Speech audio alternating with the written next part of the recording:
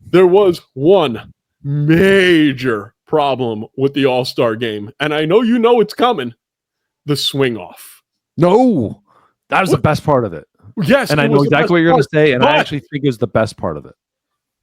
I agree. It was awesome. And it's cool in the All-Star game to have a swing off. Do not bring this into the regular season. But why, when you have AL versus NL, the best versus the best, why wasn't the swing off Ohtani versus Judge? It's really simple. I would pay money to watch a 10.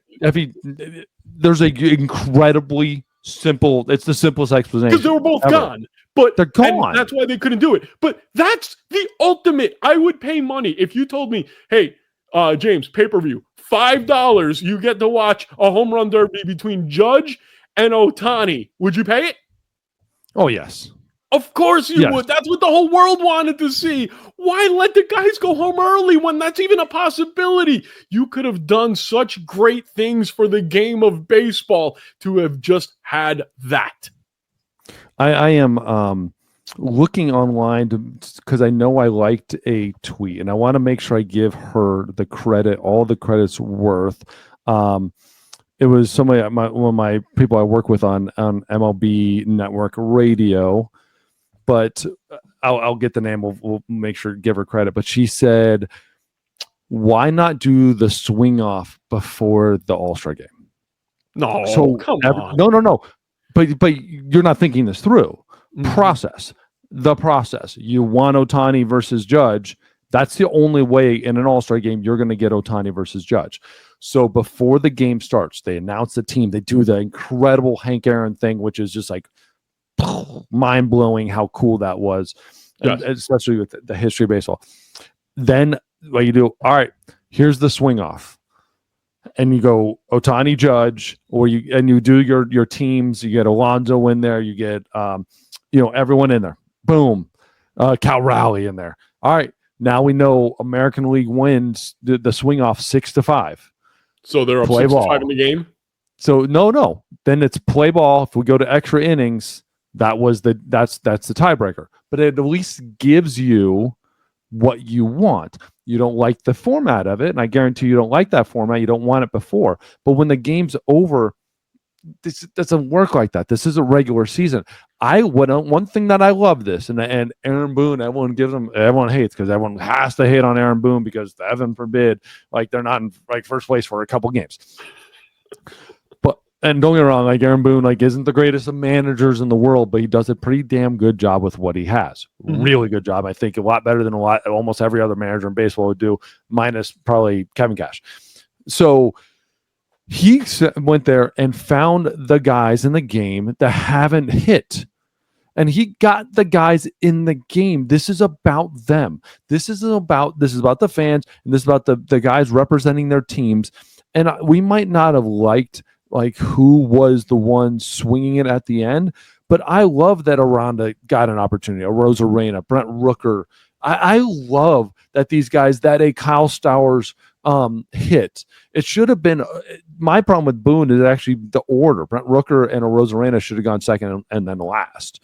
Instead of Aranda should have gone first. So him and Kyle Stowers would have gone first and let that get out of the way. And then you go to the Alonso at the end, Schwarber at the end. Because like we didn't get to see, Schwarbombs go or Alonso go. And we all wanted to see Alonso. So I loved it because we got to see two guys that never played in the game, or at least the one guy that never even got to play in the game, even though he earned his way into being an all-star. That's what it's about. You gave him an opportunity. It's just the problem is you put him in a spot that he makes it look like a villain, makes it look like the guy who ruined it. Instead of if you put him first, no one ever even talks about it. Like it's just, I love that idea, and I love what they did. They gave us the solution we wanted. Now we're bitching about who we got. So this is how I want to end this whole segment. It sounds to me that you are still Danny Wexelman. I gotta give her all the credit. If they would have done it at the start of the game, you would have gotten exactly what we wanted when we didn't want it. And then, or like, what would you rather choose? What you want when you don't want it, or what you don't want when you want it? Right. Okay. right? I'd Now, rather if you take it told me, like when I want it. here's the thing: if you told me that it was going to be the beginning of the game, and if it was 7-4 in the National League's favor, and you start the game 7-4, I think that's actually kind of cool. That's That actually kind of neat. I could get behind. Actually, I'm digging that now. Like whatever that score is, that's the score. Yeah, that's how you start the game. I would be into that. But having it like just in case at the end of the game, if it's tied, that's kind of garbage. I'm going to look back at history and be like, the hell did these scores come from? Like no one's ever scored that many runs in an All-Star game. Or how about this? Why don't you use the winner of the All-Star of the Home Run Derby, whether it be an AL or NL guy? Oh, the winner was an AL guy in Cal Raleigh. You start the game 1-0 because Cal Raleigh won the Home Run Derby for you. I'm digging that. Okay. But then how do you figure out who wins the game if it's tied? Well, then you can go to the home run. Then it's like, then everyone's going to complain about it in another because you're going to get the same thing. At the end of the day, what we always bitched about is a tied All-Star game, and they gave us a solution. Now we're not even happy with it. But I have a great answer to this. All right, you ready? Instead of the swing off at the end of the game, the only people who can compete are pitchers. Now that's worth sticking around to watch. That's the same thing. I love it, but guys, it's going to keep you. Guys don't even swing a bat anymore. It's not going to. But that's the whole point. You don't see the All-Star game. Then like a pitcher gets hurt, hurts a lot, and like they'll oblique, and they'll never do it again because that will happen. But that can happen if you're pitching, and it's not. It's the high so much. It's a fun solution. It's fun to think about. That but here's my point. And I wanted to finish this segment on the All-Star game with this.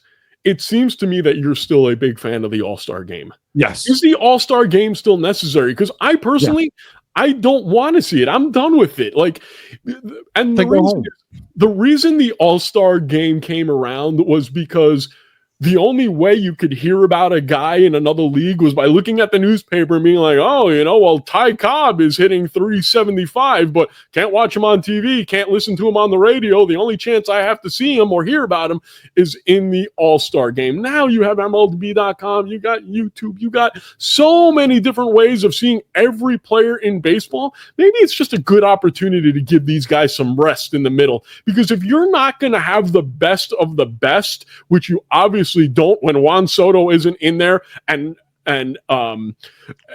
Judge isn't in the home run derby, then it's kind of not all-star it's an almost all-star tournament.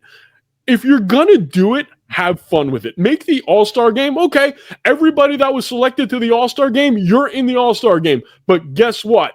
You're switching your position. Pitchers have to play the field and hit, and batters have to pitch. I want to see except for Shohei, I want to see Kyle Schwarber pitching to Clayton Kershaw. I want to see Clayton Kershaw try to take Kyle Schwarber deep. At least that's interesting. It's fun. I love it. I love the way it is. People are paying attention to it. People are still watching it. It's exciting. I think, yes, you're losing some viewership, but you're getting more. The problem is you're going to always lose viewership because you can get viewership in so many other ways that we can't measure quite yet. I love the game. I love being picked. I like the game the way it's played. When it turns into that, it turns into the hockey, and it turns into the NBA and NFL. God, those are miserable to watch. And the NBA one is brutal. NFL flag doing it, like, sorry, that's what it is.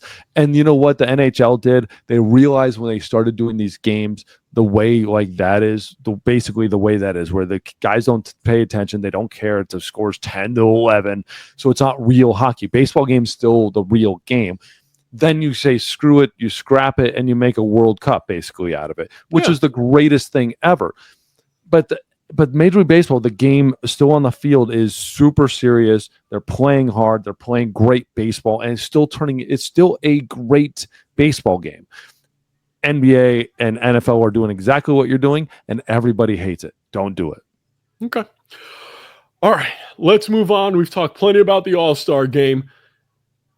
Now, here we're going to talk about my favorite player in the world. But before we go there, I want to talk about my favorite company in the world. And my favorite company happens to be Top Velocity Pro. Why is that, David Ardsma?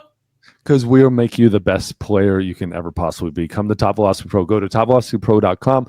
Go on all the socials. You will find me. We can do evaluation online. You can do evaluation in person. And we will look at everything you absolutely do, every metric, high-speed cameras, slow motion cameras, everything. But we will get you to be the best player you can ever possibly be. Top Velocity Pro. There's only one man who cannot possibly benefit from Top Velocity Pro because he is already the best version of himself, and that's Mr. Shohei Ohtani.